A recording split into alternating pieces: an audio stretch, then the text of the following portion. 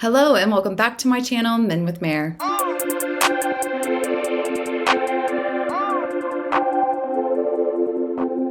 All right, you all, I'm going to be going back to Ethel Cain today. I had someone do a really good TikTok video of me reacting to, I'm blanking on the name of the song. What was the name of that song? Inbred. Yes. I think the name of the TikTok account is Conceitedism, something like that. I'm going to be doing sun bleached flies. I have to say, I'm hesitant to do this. I'm not really excited about it. I feel like it's gonna be dark and tough. And yeah. Okay.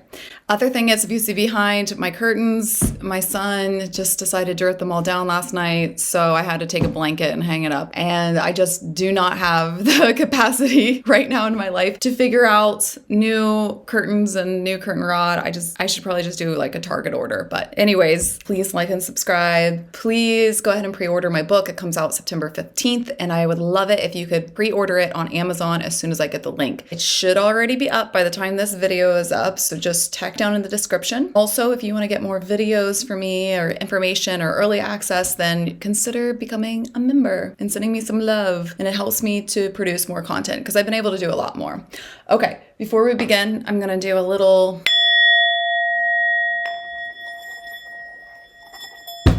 Ow. Let's do it.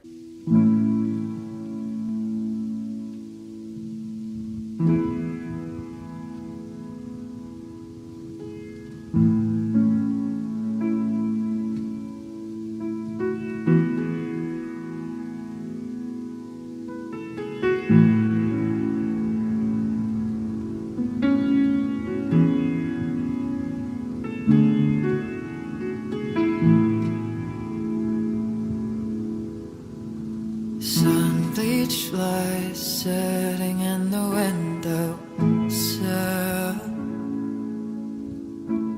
waiting for the day they escape. They talk all about their money and how their babies are always changing while they're breathing in the poison of the pain. I don't want to jump the gun too fast, but my initial feeling about this, when you think about flies that are kind of like stuck behind the screen of a window, can't get out, it's kind of showing they're not able to actually move on with their life, get out through the window. And I think that it's relating to us as a society or people, how some of us will just sit around and just talk about very simple, mundane things, our whole lives. What I wouldn't give to be in church this Sunday,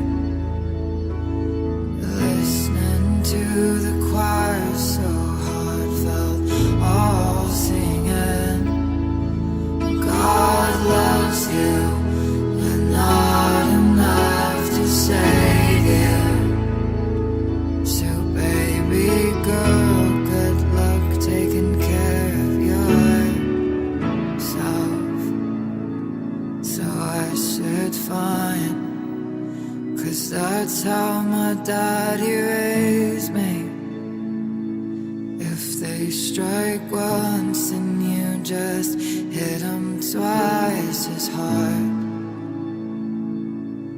But in the end, if I bend under the weight that they gave me, then this heart would break and fall as twice as far.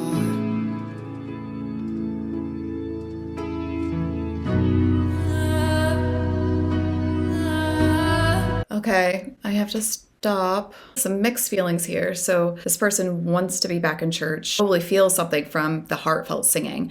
I mean, it is powerful, in some churches. Saying that God loves you, but not enough to save you, and take care of yourself, getting hit. I don't know if that's literal or not. Being hit with harshness emotionally or actually literally. So I'm wondering if there is something that's gone on behind the scenes here. As we all know, there are people in this world, and not just in churches, but in all kinds of institutions, and a lot of times in religious ones, people will hide behind the guise of being just and right and powerful and stand in the name of God when they're actually doing things that are really awful behind the scenes. That's why you always have to be a little weary. It's hard because no place can always feel safe. I hope that my channel makes you all feel safe. Sometimes just because it's something that says that they are in line with God, it doesn't mean that they're actually showing the love, and there's a lot of times it's ironic because you're like, if you are different in any way, it can kind of be shunned. I experienced this when I was in church and my sister got pregnant out of wedlock, which was a bigger deal back then, and just the way that the pastor at the time treated my sister and my family was awful. And it led to us no longer being a part of that place. So I'm speaking from my own, experience too, and understanding how she might feel. And luckily, it didn't make me too jaded to never explore anything about God or the universe. I didn't equate what had been done as being directly connected to God. It made me feel as if we have to be like very protective of ourselves and skeptical of people in power always. I mean, we should just always be that way in all facets. And this might not be anything of what this singer is meaning here, but that's what I think. If they strike you first, then you get them back twice as hard. And then you can't fall under the weight of somebody who's harsh to you, or you will break. And it goes against, I think, what is also taught in the church on Sundays, which is, an eye for an eye makes the whole world blind. So her daddy didn't seem to teach her what is also taught in the church when it comes to that. But that just might be survival, that you have to do that, depending on where you live and grow up. Okay.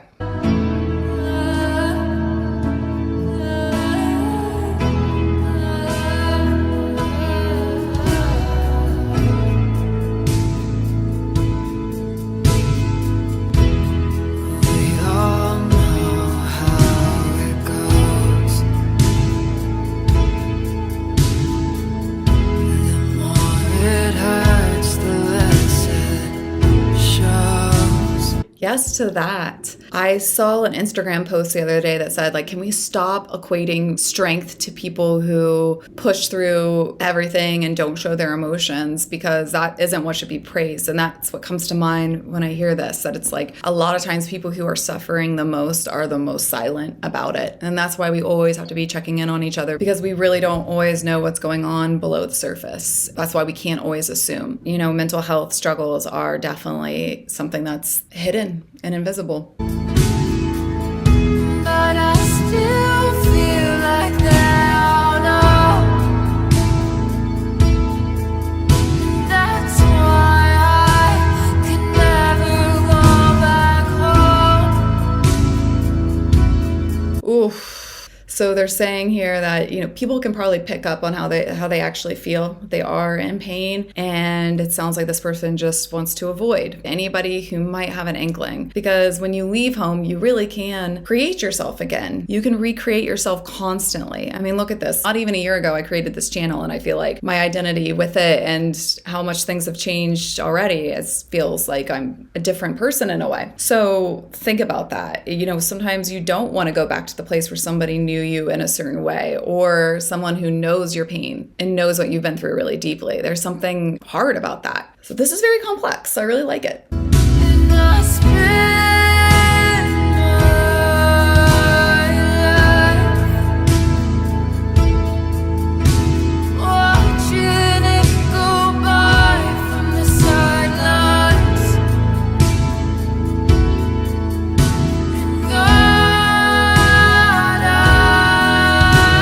tried, but I think it's about time I put up a fight. They're watching their life go by from the sidelines. So they're just, the first thing that comes into my mind is a lyric from Tolerate It whenever Taylor goes, drawing hearts in the bylines, always taking up too much space and time. You believe I'm fine, but what if I break free and left us in ruins? Anyway, so go down the path. But I think that here it's this idea that they're deciding that they want to actually put up a fight, which I am 100% for. But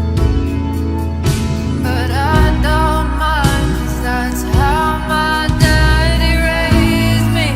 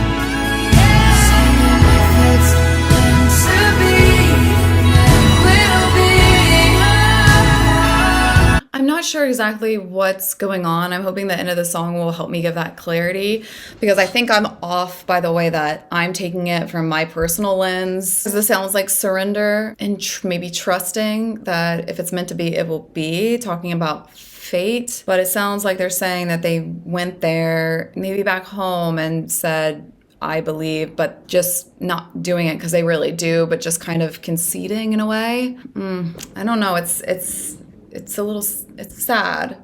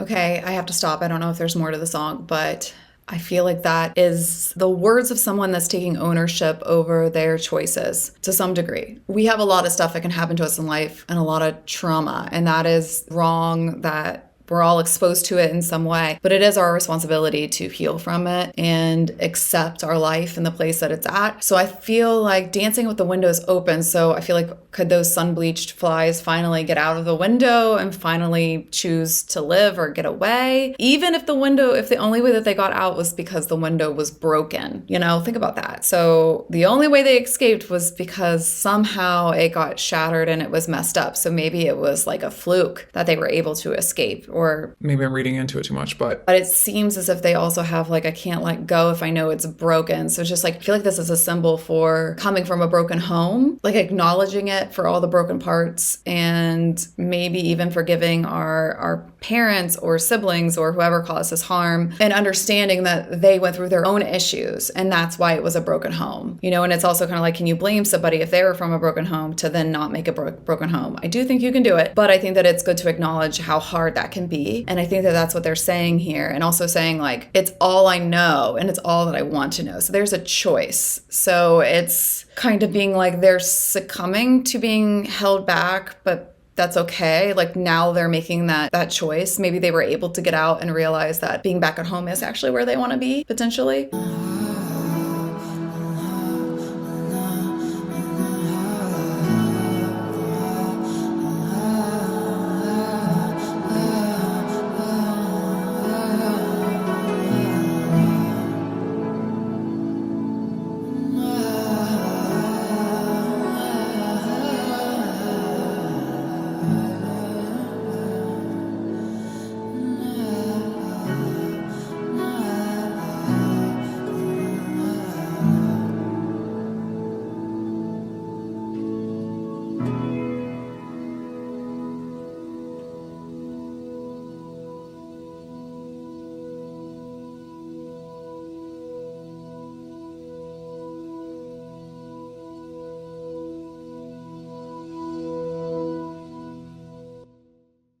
Okay, a long like organ there at the end. All right, this is making me more optimistic about doing more Ethel Cain. I really enjoyed this one. I think this one is very complex and beautiful, and it has a lot of, it really makes, it's making me think a lot about life and life's choices. I want to say to all of you that might be young people watching this, please stay around. Please don't think that, you're defined by where you come from, and please try to find healing and take responsibility for your healing once you get to a certain age. Try not to be a victim of your circumstance.